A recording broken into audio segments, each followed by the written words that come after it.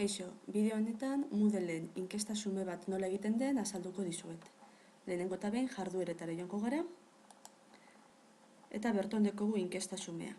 Klikatzen dugu, eta eskatzen duzku lehenengo gauza inkestaren izena izango da. Adibidez, gustoko dut, gero inkestaren testua, hau izan dike. Eta orain joango ginateke inkestaren aukera desberdinak ipintzen. Lehenengo adibidez, geometria, analizia, probabilitatea, algebra eta estatistika adibidez. Gero, eremu gehiago behar dut zela, hemen klikatuz gero, 5-tik 8 pasako ginalik.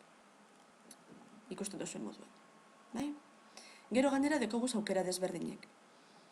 Esan niket, noiztik nora egon liken zabalik inkesta. Erakusteko modue, erantzunek gure badutez horizontalean edo vertikalean, eta gero emaitzak argitaratzea gure duten ala ez. Edo ez argitaratu, edo argitaratzen badutez noz. Erantzun ondoren, inkesta itxi ondoren, eta amaieran gorde eta ikastarora bueltatuko ginateke.